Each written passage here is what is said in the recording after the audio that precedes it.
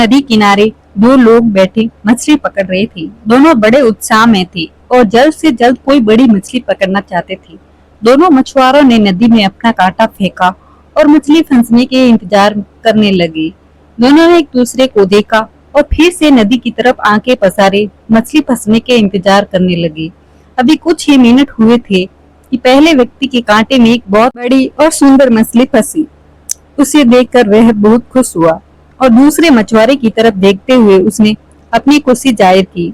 उसने अपने पास रखे एक बड़े से डिब्बे में उस मछली को रखा और फिर से एक कांटा नदी में फेंका। इतने में उसके कांटे में कई छोटी छोटी मछलियां भी फंस गई। वो खुश था। करीब 1 घंटे बाद दूसरे व्यक्ति के कांटे में एक भी मछली नहीं फंसी।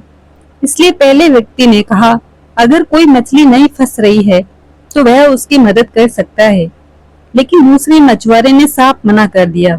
कुछ ही देर में दूसरे मछुआरे के कांटे में भी एक बड़ी सी मछली फंस गई।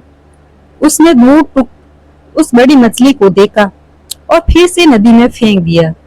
ये देखकर पहला मछुआरा बड़ा हैरान हुआ, लेकिन उसने कुछ नहीं कहा।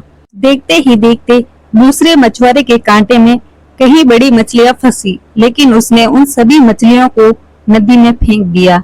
ये सब देखकर पहले मछुआरे से रहा नहीं गया और उसने उस दूसरे मछुआरे से पूछा, तुम्हारे कांटे में कई बड़ी और सुंदर मछलियां फंसी थी, लेकिन तुमने वो सभी नदी में फेंक दी, ऐसा क्यों? दूसरे मछुआरे ने जवाब दिया, वो सभी मछलियां बहुत बड़ी थी। मेरे पास उन्हें पकाने के लिए कोई बड़ा बर्तन नहीं है, इसलिए मैंने उन्हें फेंक दिए। मैं कोई छोटी मछली की तलाश में हूँ जो मेरे बर्तन में आसानी से आ जाए और जिसे मैं आसानी से पका सकूं। उसका जवाब सुन पहला मछुआरा हंसा और उन्हें सलाह दी, दोस्त, अगर तुम्हारे पास बड़ा बर्तन नहीं है तो उस बड़ी मछली को काट कर तुम छोटे बर्तन में पका सकते थे। दोस्तों, हम में से ज्यादातर लोग उस दूसरे मछुआरे की तरह ही है।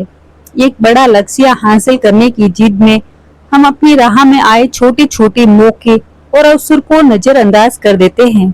जिंदगी में मिला हर मौका हमें खुशी से स्वीकार करना चाहिए और रास्ते में खोजने चाहिए कि कैसे इस छोटे छोटे अवसर को बड़ी जीत में बदल सकते। उन पर ध्यान मत दीजिए जो आपकी पीठ पीछे बात करते हैं।